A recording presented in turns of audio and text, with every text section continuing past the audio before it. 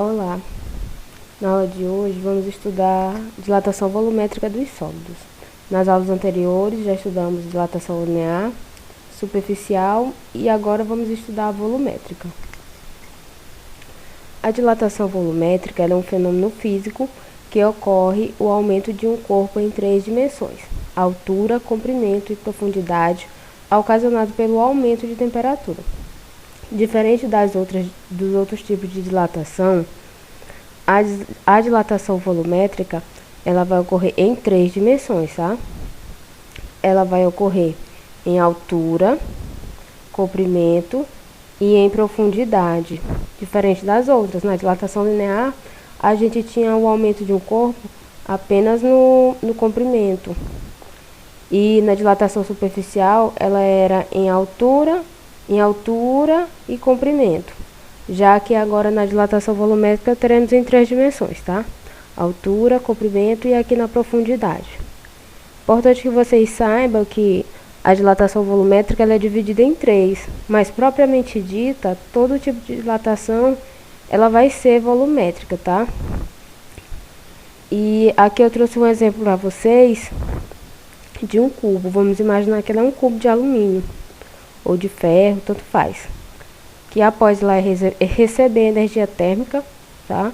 Vai ter o aumento de temperatura e aqui ela está no seu volume inicial. E após ter esse aumento de temperatura, observe que houve a dilatação. A dilatação tanto em altura, quanto em comprimento e quanto em profundidade. Observem que ele ficou mais profundo, o cubo, tá? E eu trouxe 2 exemplos no cotidiano que ocorrem muito de dilatação volumétrica, que são as pontes e os viadutos. Observem que aqui entre uma chapa de concreto e outra há um espaço.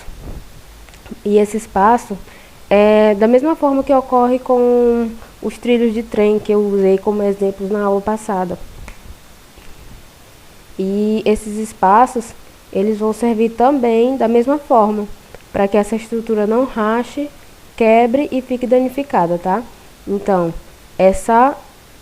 o tipo de dilatação que ocorre nas pontes e nos viadutos vai ser a dilatação volumétrica. Por isso que eles sempre deixam esses espaços aqui entre uma chapa de concreto e outra. Para calcularmos a dilatação volumétrica, vamos utilizar essa fórmula.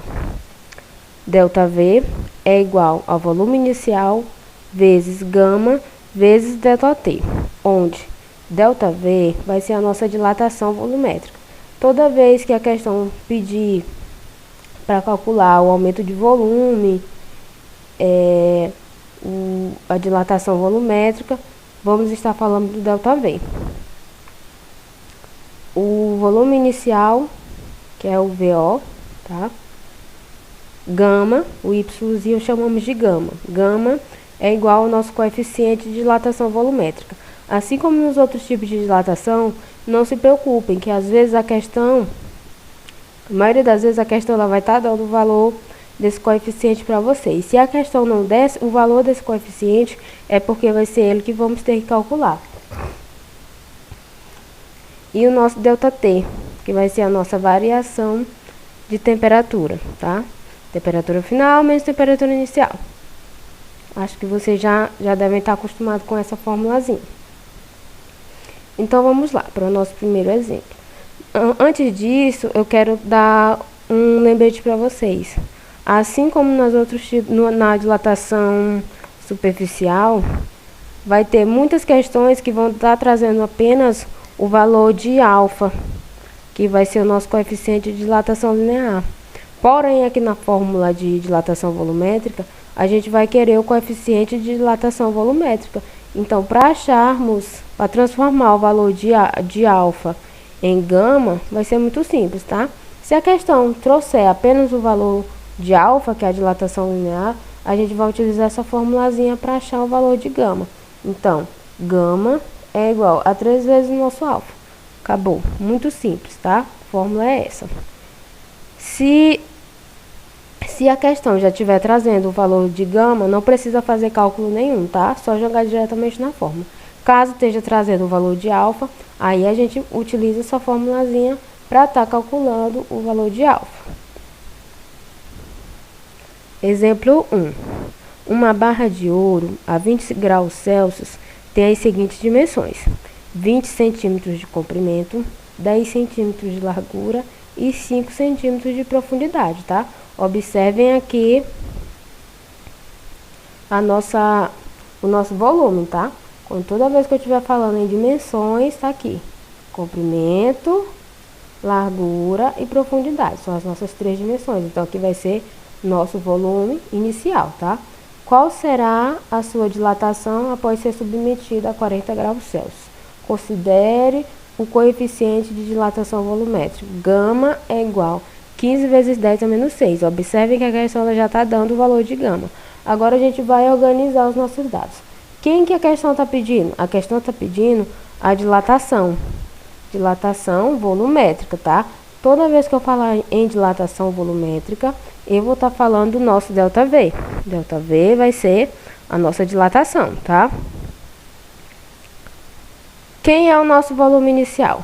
Observe que ele deu as seguintes dimensões: 20 centímetros de comprimento, 10 centímetros de largura e 5 centímetros de profundidade. Tá, mas como que a gente faz para encontrar logo o nosso valor, do nosso volume inicial? Muito simples. A gente vai multiplicar o 20 vezes 10 vezes 5. Multiplicando 20 vezes 10 vezes 5, vamos encontrar o valor de 1000 centímetros cúbicos, tá? Por que centímetros? Porque é as dimensões que a questão está nos dando. Observem que tanto o comprimento, quanto a largura, quanto a profundidade, eles estão em centímetros. Por que cúbico? Porque são 3 dimensões, tá? 20 centímetros de comprimento, 10 centímetros de largura e 5 centímetros de profundidade. Então, 20 vezes 10 vezes 5, vamos obter 1000 centímetros cúbicos, que vai ser o nosso volume inicial. O nosso ΔT, observem que ela estava a 25 graus Celsius e depois ela foi submetida a uma temperatura de 40 graus. E para calcularmos o nosso ΔT, que é a nossa variação de temperatura, é a nossa temperatura final menos a nossa temperatura inicial. Temperatura final 40 graus Celsius, temperatura inicial 25 graus Celsius. 40 menos 25 vai ser igual a 15 graus Celsius. Considere o coeficiente de dilatação volumétrico, gama é igual a 15 vezes 10 a menos 6. Então, a questão já deu o valor do nosso coeficiente. Então, está aqui, gama é igual a 15 vezes 10 a menos 6. Agora, é só jogar esse valor na fórmula. ΔV é igual a volume inicial vezes gama vezes ΔT. ΔV é igual a 1000, que é o nosso volume inicial, 1000 centímetros cúbicos, vezes 15 vezes 10 vezes a menos 6, vezes 15. Multiplicando 1000 vezes 15, vamos obter 225.000 vezes 10 a menos 6. A gente traz a potência para cá. Agora, a gente precisa retirar esse valor aqui de potência. Então, observe que o 10 ele está a menos 6. Então, a gente vai diminuir 6 casas. Começando daqui. Ó, a vírgula está bem aqui. Então, a gente vai retirar 6 casas.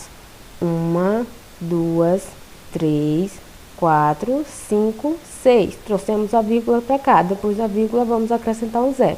Vamos obter o valor de 0,225 centímetros cúbicos. Por que centímetros cúbicos?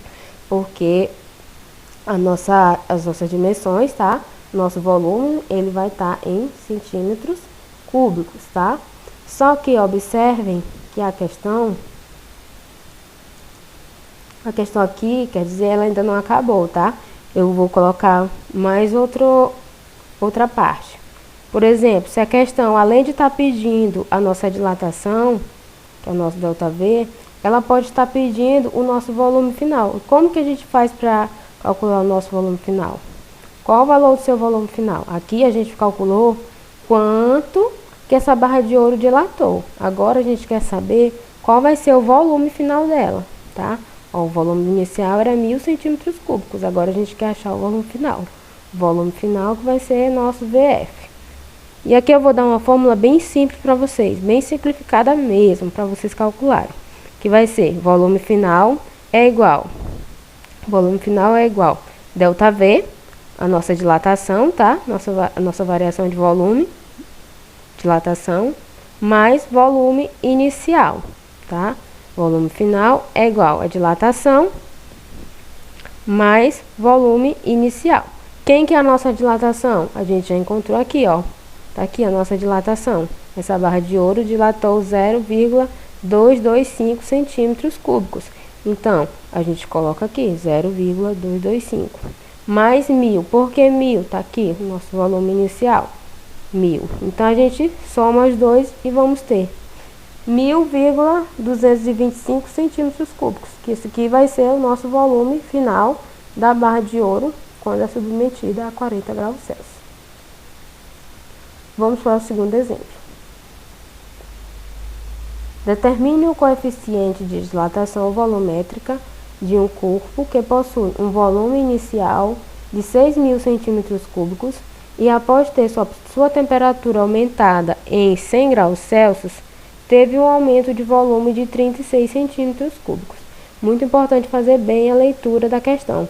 Quem que a questão está pedindo? Determine o coeficiente de dilatação volumétrica. Quem que é o coeficiente de dilatação volumétrica? Determine o coeficiente de dilatação volumétrica. Pensem aí, quem que é? O nosso coeficiente de dilatação volumétrica vai ser o Yzinho, o gama, tá? Lembrem, gama vai ser o nosso coeficiente de dilatação volumétrica. Então, a questão está pedindo para a gente determinar ele. Então, é ele que a gente vai ter que calcular.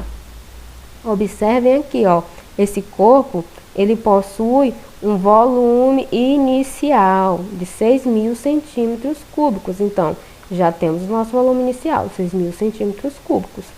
Observem que a gente teve uma variação de temperatura, tá? Ele teve um aumento na sua temperatura em 100 graus Celsius. Então, nossa variação de temperatura já está aqui, nosso ΔT, 100 graus Celsius. ΔT, 100 graus Celsius. E teve um aumento de volume. Toda vez que eu falar em aumento de volume em dilatação, eu vou estar falando do ΔV. Aumento de volume, ΔV. É a mesma coisa de dilatação, tá? Então, o nosso ΔV vai ser igual a 36 centímetros cúbicos. Agora, vocês devem estar se perguntando como que a gente vai fazer para calcular o gama, que é o nosso coeficiente de dilatação volumétrica. É muito simples, a gente vai utilizar aquela mesma fórmula, tá? Observem que a gente tem nosso ΔV, nós temos volume inicial, só não temos gama, que é quem a gente vai querer encontrar. E está aqui o nosso ΔT, que é 100 graus Celsius. É só jogar agora esses valores na fórmula, substituindo. Nosso 36, que é o ΔV, o aumento do volume, que é igual a 6.000, que é o nosso volume inicial, vezes gama, que é quem queremos encontrar, vezes 100, que é a nossa variação de temperatura, tá? ΔT. Então, vamos lá. Repete o 36 e vamos multiplicar. 6.000 vezes 100, que vamos ter 600.000 gama. Agora, a gente precisa colocar para antes do sinal quem tem letra. Quem não tem letra, a gente traz aqui para frente, tá? Então, vai ficar assim. Menos 600.000 gama é igual a menos 36. Multiplica todo mundo a menos 1 para ficar positivo. E vamos obter 600.000 gama positivos é igual a 36. Porém, aqui a gente ainda não terminou, né? A gente vai ter que fazer uma divisão. A gente multiplica quem está na frente, que é o 36, por quem está atrás, que é o 600.000. Então, vai ficar gama é igual a 36 dividido por 600.000. 36 dividido por 600.000 vai ser igual a 0,00006. Mas eu quero esse valor em notação científica, tá? Então, a gente vai ter que fazer essa transformação, vai ter que mudar, colocar ele em notação científica. Gama vai ser igual a 6,10 a menos 5. Por que vezes 10 a menos 5? Observem, a vírgula está bem aqui.